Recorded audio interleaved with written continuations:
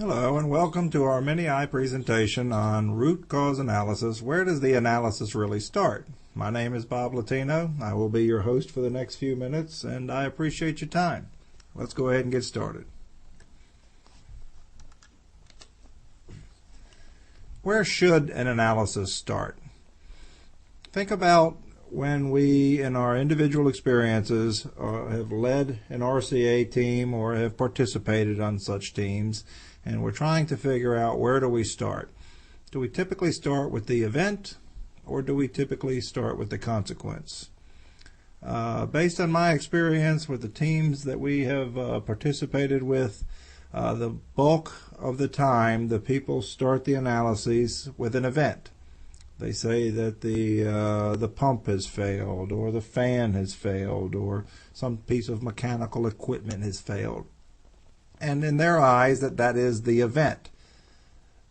Now, whenever we start an analysis, as long as we're starting with a fact, we're on solid footing. But are we able to capture the greater magnitude of what's going on by just capturing the event as opposed to the consequence?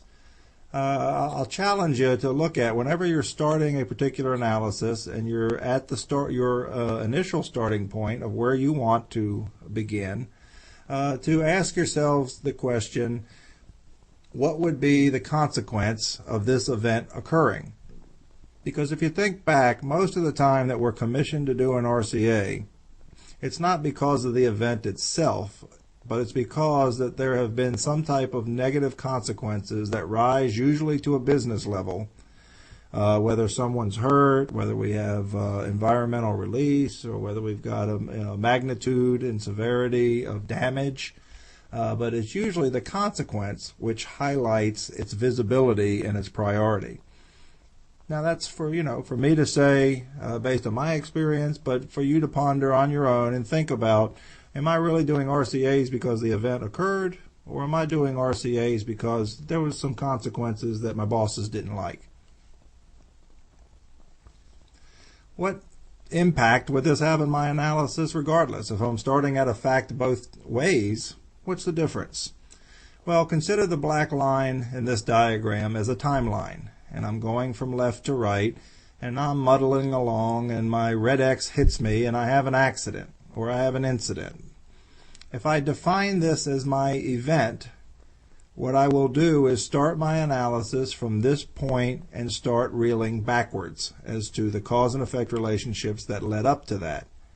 However, if I was able to look and ask myself the question, why are we really looking at this? What did this incident cause to happen? Then I would go ahead further along that timeline and look at the ultimate consequence, which would have been the last effect in the time chain. So now there's a period of time between the accident or the incident and the physical consequence itself, and when we were able to isolate the magnitude and severity of the consequence. So consider the blue in here as a time period, a lapse in time between the incident and the consequence. Again, so what? What this represents is a response time. From the point that the accident occurred, the event under normal circumstances, to the point that we isolated its consequences, there's a period of time. And during that period of time is when we respond. What does this mean? Well, now I can look at, did the response to the accident or the incident make the consequences worse? So now my investigation is going to include the timeline from the accident to the consequence as opposed to just from the accident backwards. So my second red X to the right now, I'm going to start reeling that backwards, and we're going to explore really two incidents at this time. We're going to have the event that occurred, and we're going to have the consequence that occurred. What I'm going to be able to capture now is that, I might say that I had, if I start my event with the turbine failed, and then I might say that my event, my mode in this would be that I had the turbine tripped. Okay, so I would be on good footing, because if my turbine failed and I had the trip that caused that to happen, that would take me to the level of my first red X. However, if I changed my event at the top of my logic tree to represent the consequence, the reason we really looked at this was that the turbine was shut down for a day and a half. That's the negative consequence it's getting all the attention. And when I come back from that and I say, well, how could we have suffered that consequence? And that we could say that we had a turbine trip. I can also say a mode at that level that we could explore is an improper response to the turbine tripping. So therefore, our response could have made the consequences worse. So what I want to get the point I want to get across on this timeline is that when we're exploring where to start, should we start with the incident itself, or should we jump one level up and understand the consequences which really triggered the analysis to be commissioned? I'm not always saying that there's a point where there's an improper response, but at least in this scenario, what we're doing is capturing the possibility of it happening and exploring it. What about an event usually attracts the eye of management? It's the consequences. I don't think we're going to have much disagreement on that. If the significance and magnitude of the consequences impact the business enough, an RCA will be commissioned. If the consequences are not enough an impact, they'll usually not be viewed as worthy of the breadth and depth of an RCA. Couple of minor examples. If I have an event where the pump fails and shuts down a process, the consequence might be that there's none. There's a spare in place and we're not interrupted. Are we going to do an RCA under those conditions? Usually not.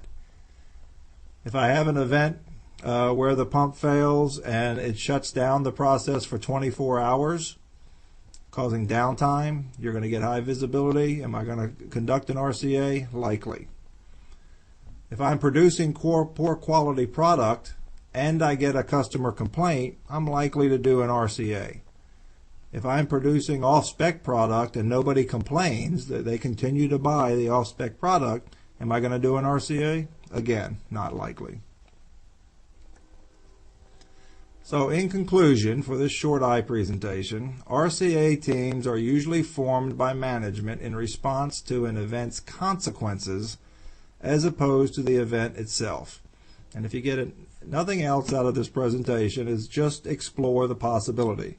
From the point that you normally would start, ask that question: what would be the consequence of this event, and am I really doing this analysis because of the consequences or because of the event itself? I appreciate your time. I know you have other more important things to do than to sit at your desk and be on the internet and listen to these WebEye presentations, so I'm glad you selected mine. Here's how to get in touch with us with more information about this topic and other reliability topics. I encourage you to visit our new website, www.reliability.com. I think you'll find that there's a lot of useful information in there that can help your reliability efforts become more successful. Again, thanks for your time and best of luck.